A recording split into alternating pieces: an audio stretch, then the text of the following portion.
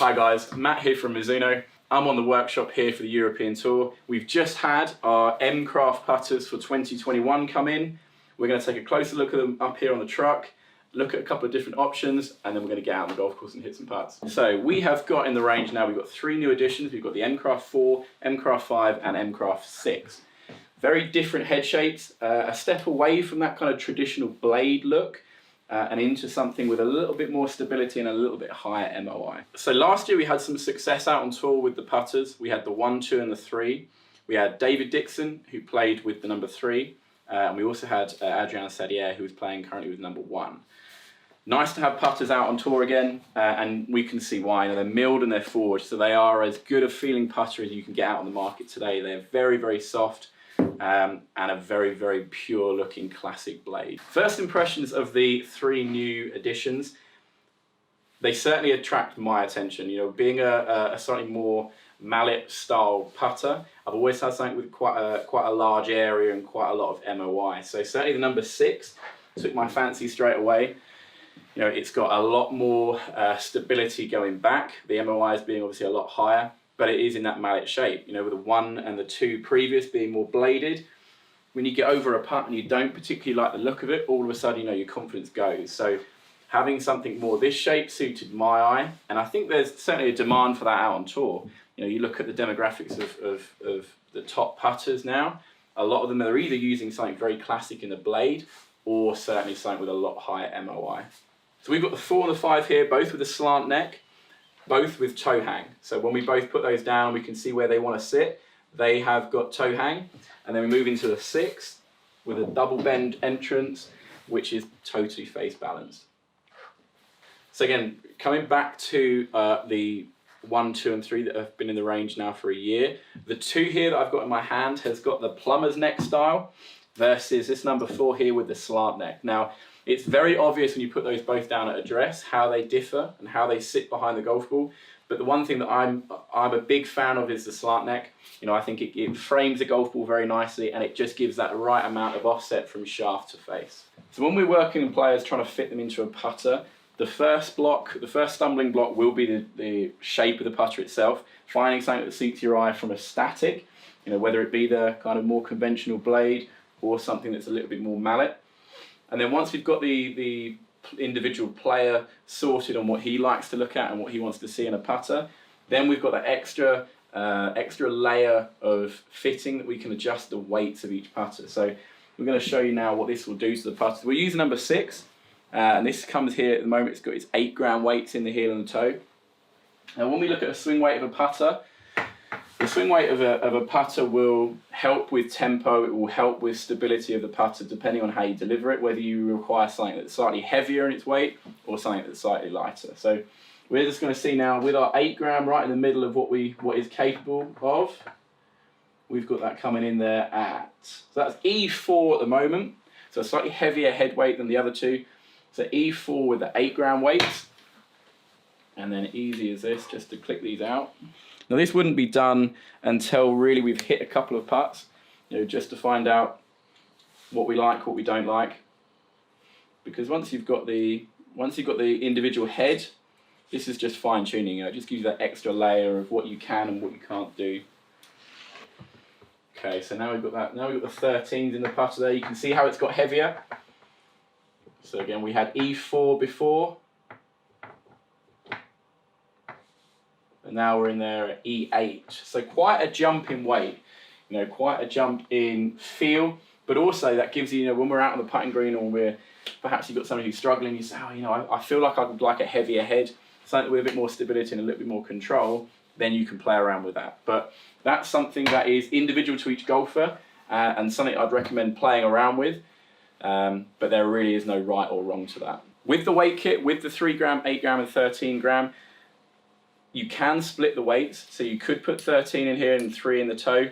I personally wouldn't just yet. You know, I need to play around with them and see what that does to feel and ultimately, you know, what that does to the putt. But I'm always a fan of keeping them the same. So every time we get a new product in, whether it be putter or driver, always very important to test it ourselves so that we know what's going on. You know, we have the opportunity then to change the weights. You know, we have slightly different grips that we can look at. Everything that we will have asked by our players, it's important for us to get out on the putting green and know ourselves how they react. So we're going to grab these, we're going to head out to one of the greens here and hit some putts. So I'm going to go ahead and hit a couple of putts with my favourite of the three, which is a number 6. Being face balanced, it should suit my stroke a little bit better. So let's go ahead and hit a couple with this.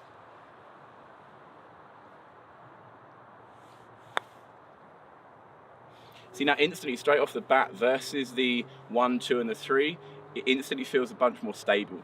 You know, it does feel like every time that I put that down behind the ball, it just sits where I want it to, versus the blade that I feel sometimes I have to manipulate a little bit. You know, that does sit behind the ball and feel very solid.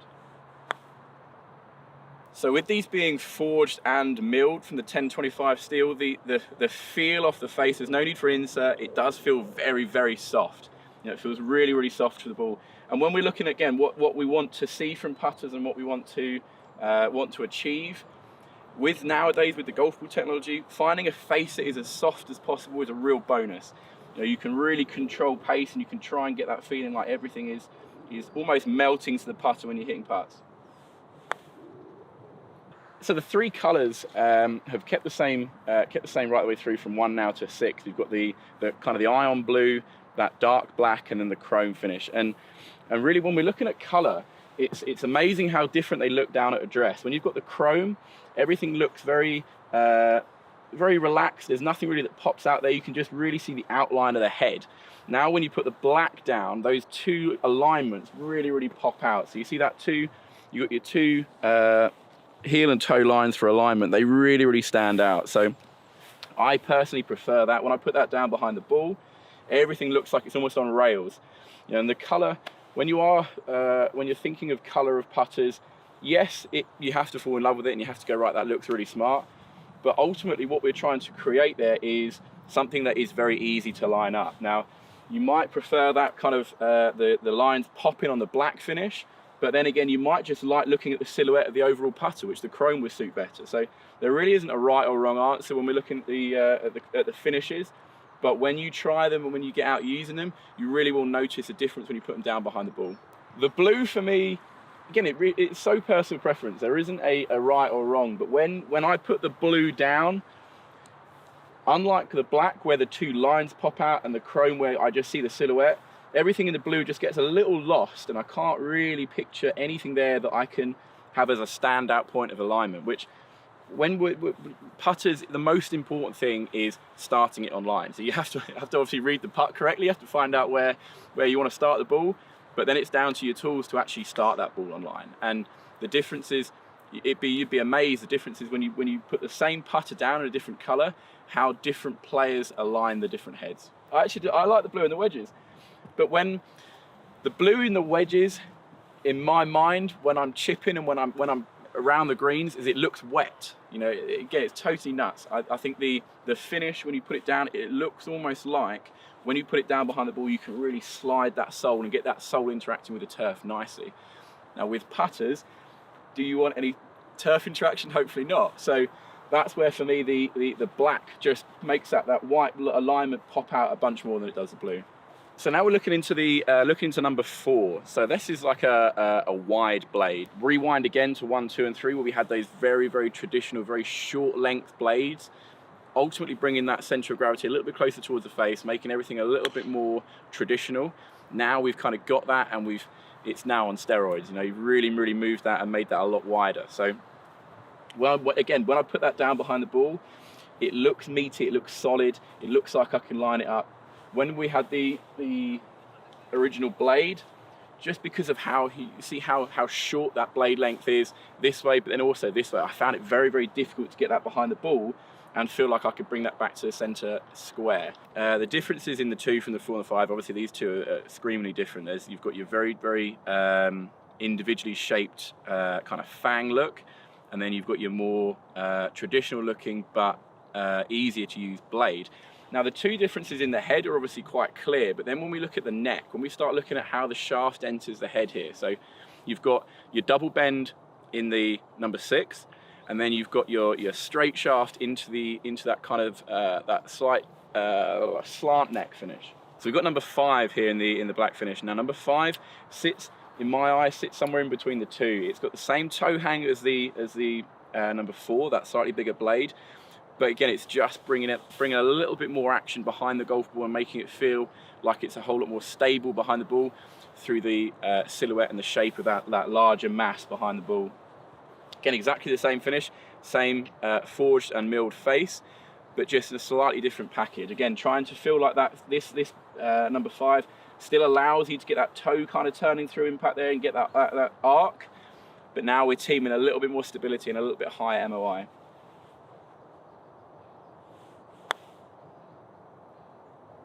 All right, so we're going to take all 3 now in the black finish, which I prefer for my eye. It kind of gives me that ease of alignment.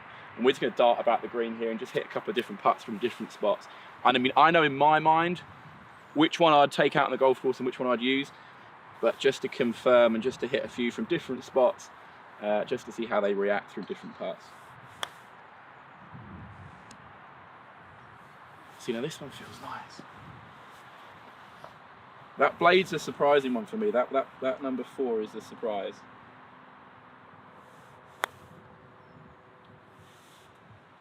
See, now the mallet shape, I find that really, really difficult to square, more so than the blade, which again surprises me.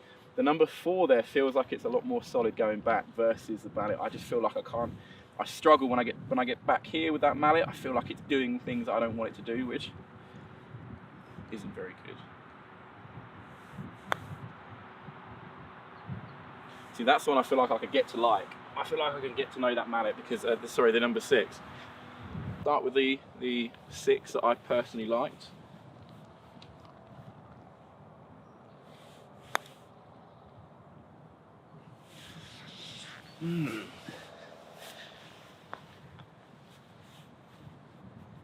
See, again, instantly now down at address, in my mind it just doesn't fill me with confidence. I think the player that's going to like that mallet is it sits in the middle, in that it is quite a compact head shape. Heel to toe, it's quite short, but you have got a little bit more going on at the back there. You've just got a little bit more stability and a little bit higher MOI. This is the one that I'm really, really swaying towards and the one that I'm preferring. See, now I've actually hit the worst putt out of the 3 there with the number 6, which to start with, when we were just hitting some straight putts there, that's the one I really preferred.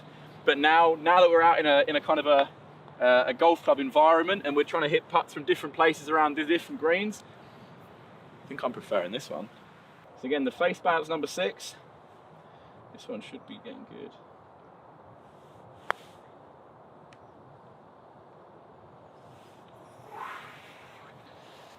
And almost when you're looking at putters and when you're looking at trying to get a new flat stick in the bag, is what it feels like over the ball is half the battle. So again, I just put this down and I don't feel like I'm going to hold the putt. You know, it doesn't feel like I can get that back square and get that moving where I want it to. And that might be really, he says he's hold it, that might be where it's quite dramatically shorter heel to toe. And I mean, going to the number 4 now, if you put them down side by side, you see how short that blade length is. Now again, that plays a big part when you're looking at alignment, looking at how it sits behind the golf ball. I put that down and it just, that really stout profile just doesn't suit my eye. And it's not a negative, it's not a bad looking putter, but that's what we're trying to achieve here. We're trying to make it feel like it's sitting and feeling different for different players. You know, there are 3 very different putters.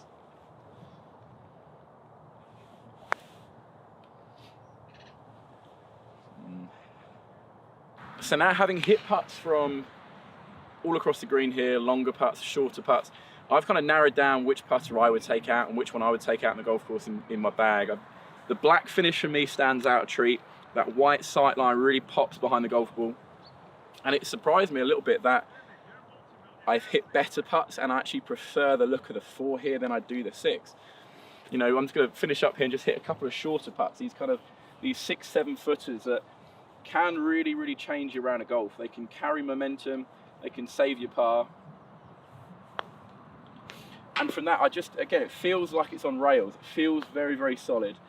And I still really wanted to fall in love with the 6. I still really wanted that one. I still prefer the shape of the putter. But for ease of alignment, for ease of use, and for consistency of putt, this one here was streaks ahead.